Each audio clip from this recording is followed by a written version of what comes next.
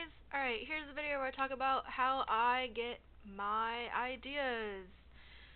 The way that I get my ideas for my stories is sometimes I wake up with them. Sometimes the scenes are already playing in my head as soon as I get up. Sometimes I wake up with a song in my head and I hear that, ignore the jets over my head because we live by an Air Force base and they always fly over our house. So, anyway, where was I? So sometimes I wake up with songs in my head. Sometimes scenes start playing in my head as soon as I get up, and then I have to write them down. So I start writing. Sometimes I'm in my car and I'm listening to the radio, and a song comes on, and I think that is perfect for this specific fanfic I'm working on or novel I'm working on, and that is how I start basically having to grab my phone or anything near me and scribble down or say or email myself using the voice button at that point, because it's not necessarily the smartest idea. Do not text and drive or do what I do, but I'm gonna be honest, otherwise I'll forget it. And I make note of the song, and usually they don't say the title of the songs, so I have to literally recite the lyrics as I hear them in order to search it later to find it. Those songs get turned into scenes. Sometimes it's just the mood of the song, sometimes it's the lyrics of the song, but a lot of times it's not only the mood of the song, but also the lyrics combined together that create some of the scenes in my stories. My stories are heavily influenced on music and songs, and when I write, I am always listening to songs. Sometimes I listen to songs on repeat, which are the songs usually that you see at the end of my chapters. Those are ones that I actually listen to over and over and over. And it's funny because my husband will actually be like, how can you listen to the same song over and over and over again? And it's because it's more background noise for the feel and tone of the scene, not necessarily, or the chapter, not necessarily because I'm actually paying attention to the exact thing that I'm listening to. I do get tired of it, and I eventually do stop listening to the song, and I find another song to listen to once I'm done with that scene. But yeah, so that's how that works. With it character-wise, I base the characters off me and my husband because we are so similar to Adrian Chat Noir, Ladybug Marinette, that it's almost too easy for me to write them, which is funny. The hardest character I find to write is actually Alia and Nino. They are difficult for me, and I don't know why. I think because I don't really relate to them, and I don't see myself in them, so it's really hard to write their characters. Another character that's hard to write is pretty much any of the smaller cast. They're not really smaller cast, they're part of the main cast, but Milan, Ivan, I don't know, Chloe, Kagami, any Rose, Julika, Luca. Those characters are hard for me to write. Tom and Sabine are actually easy for me to write because I basically also write my parents, for the most part. I base them heavily on my parents because they're similar to my parents. So that also is an easy thing. Gabriel is also easy to write, which is quite disturbing, but I think it's because of my background in knowing people that have had difficult fathers and have had abusive fathers and have been in situations with fathers that aren't necessarily the best. And I'm actually able to use that as a basis for Gabriel. And also with Adrian's emotions towards his father, I'm able to also tap into that and kind of put a little bit of that into it, which isn't my husband. My husband has great parents. They are sweet and nice. But yeah. There is some of Gabriel that is actually based on his mom. um and my husband's feelings towards certain things, but most of it literally is me just basing Gabriel off of not people, they're not the best parents. So the more positive sides of Gabriel are more based on his mom. And the relationship that some of the positive relationship aspects that Gabriel and Marinette have are similar to that, like the baking together, or cooking together, or sewing together, or going over designs together. That all stems from me and my husband's mom, because we actually do that. I when I go over there, sometimes I help in the kitchen. Sometimes I help her bake stuff. Sometimes I help her cook stuff. We go through her fabric, and sometimes I'll help her match up designs and colors together to see what color schemes work nicely. If she's like stumped, sometimes I'll go over there and she'll get excited and she'll be like, "Let me show you this new fabric I bought," and I'm just like, "Okay," and we go over, look at through fabrics that she just bought, and go through her fabric collection because she has a vast, huge fabric collection. I mean, floor to ceiling of these fabrics that she knows the quality of them, the name brands, the everything about them. Um, and they're all like categorized by colors of the rainbow, like they're and like she has like patterns places, and so she has tons of them because she quilts. Um, Sometimes she'll buy me fabric, and I'm always so thankful because it's always fun whenever she like brings fabric that people are trying to get rid of, and I end up with it, or fabric that she saw at the store and she happened to just pick up for me, and I always go like, "I'll pay you back," and she's always like, "No, no, it's fine." And I always feel like I should pay her back because she buys me like not just like a little bit of fabric, but like always enough to make a dress or something out of it. Um, so yeah, I base that on her and my relationship. So that's what that stems from. So she's like a combination. He's like a combination of like, his mom and parenting I've seen from people in the past that wasn't necessarily the best.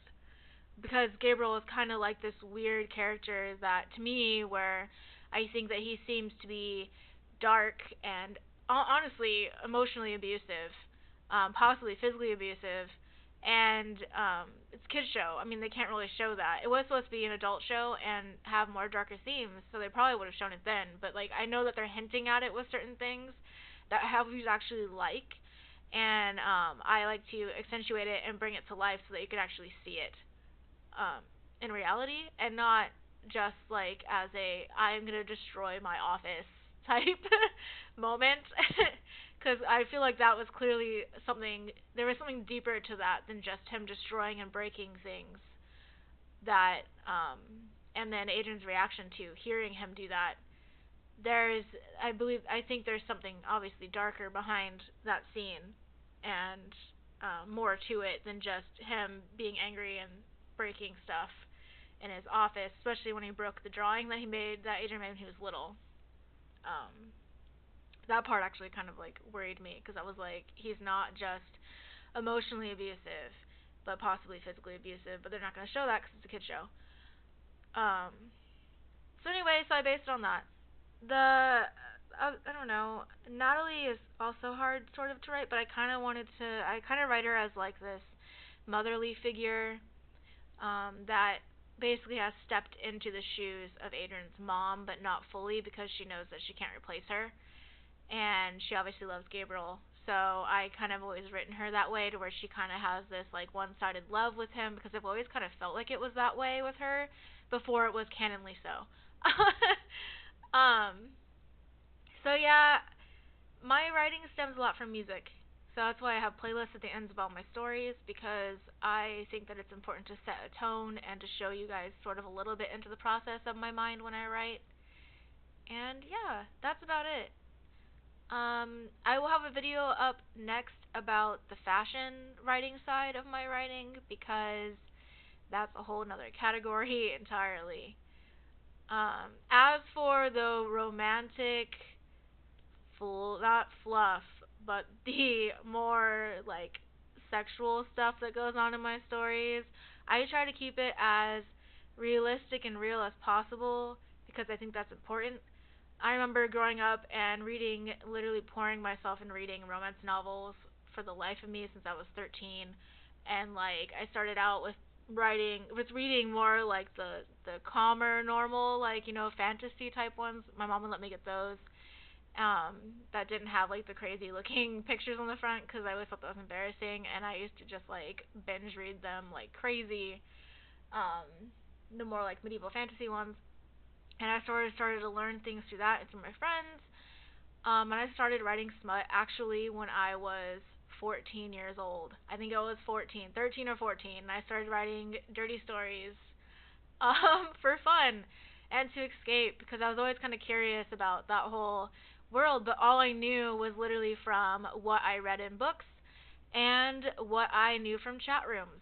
Because back then, AOL chat rooms were really cool to be in, and I would be in there and I would learn stuff from older people within those chat rooms because, you would do all sorts of things in there, which is not the best thing, but whatever. So I learned quickly about stuff pretty early, but it wasn't realistic. So because there's so many novels out there and so many writers that write these fantasized, romantic, sexual, erotic novels, I wanted to be real. And so some of my stuff, yeah, it's sort of like borders on the fantasy side of things, but a lot of it is real life and truth. I try to be honest with it. I try to not make it seem like it's this unrealistic fantasy world where everything is perfect and you can keep doing things all you want over and over again without taking breaks, or you can do other things. I try to think about logically how it all works and how steps you would go towards it and what you actually do and the reactions you actually get from doing certain things. I try to focus on the feelings, the emotions, how the body works, how the body reacts to certain things, so that it feels more real and honest.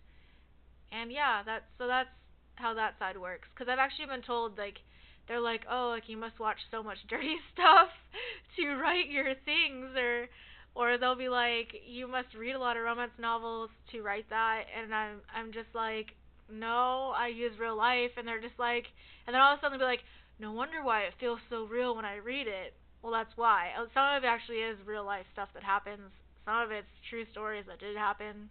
I'm not even gonna lie. Um, but yeah, that's pretty much it. That side of my writing, actually, my husband doesn't like me writing because he feels like I'm writing porn for people, and that upsets him. Which is why at one point I had stopped writing it, a little bit, and I had backed up. But I probably should be listening to him, but I'm ignoring him and just writing it anyway because I've always written smut. Honestly, I've always written romance novels. Romance genre is my thing. It's just what I do. Sometimes they're not the most, I don't even know the word. They're not the most um no, what is it? I can't think right now.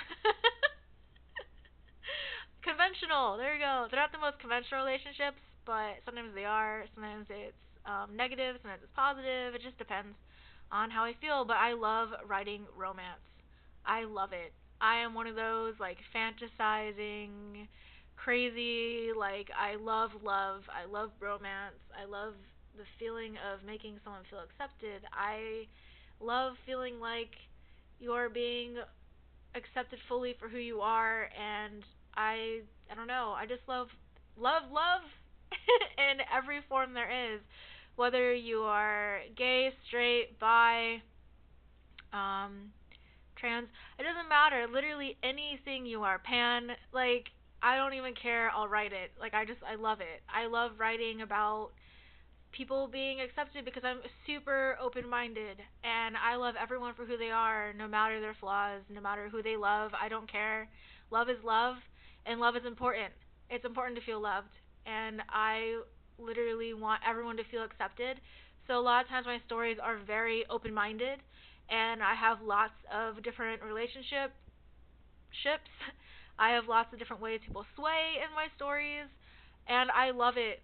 I I don't know, I just do. I'm happy to bring my readers stuff that they can relate to in either way that they feel, whoever they love, doesn't matter, so that they literally get kind of a little bit of everything and not just, Marinette and Adrian, kind of Adrian and Luca, or Adrian and someone else. I can't even think right now. Kagami and Luca, Marinette and Kagami, Marinette Alia, Alia Nino, Nino Adrian, Kagami, Adrian, and Marinette, Marinette, Kagami, Adrian, Luca, that's a story. Chloe, Adrian, Marinette, Chloe, Marinette, not my favorite pairing, but I have written it. So, Chloe, Adrian, not my favorite pairing either, honestly, but, it's whatever. I see them more as like friend, like brother sister situation, not like dating situation, only because of how he reacts to her. Um, so yeah, I I don't know, but yeah, so that's like what my I like to do. I like to just write whatever I feel like and try to be accepting of everyone so that everyone kind of has a little something they like or enjoy to read. And I try to bring that to you guys. And I hope I do. Honestly, I try really hard. I am exhausted all the time from doing AMVs, writing stories, updating stories, and then also from doing fan art and art in general, commissions. I do take commissions for writing and for drawing, honestly. But yeah, so that being said, I love writing and I love the comments I get and I love how you guys react to it and I think it is extremely amazing. And I cannot wait to share my behind the scenes with you guys on the stories and on like life and random things so that you guys kind of can see what goes on behind the scenes because I know a lot of you wonder why updates don't come out so fast. You wonder why I write certain things, you ask me questions, and some of the questions I honestly can't answer with writing because my answers are so long and it's easier just to talk like this. So yeah, if you guys have any questions that you want answered, go ahead and post them below in the comments and I will try to answer them. And yeah, I hope you guys have an awesome day, night, morning, whatever it is. I am so thankful for you guys. You guys are amazing. I would not be writing right now and self-publishing myself right now without you guys. And I am so thankful for the fact that I have so many followers and so many subscribers on YouTube and so many favorites and that you guys really love my writing and I love meeting all of you. I love talking to all of you. I love it. It's great. All right. See you guys around.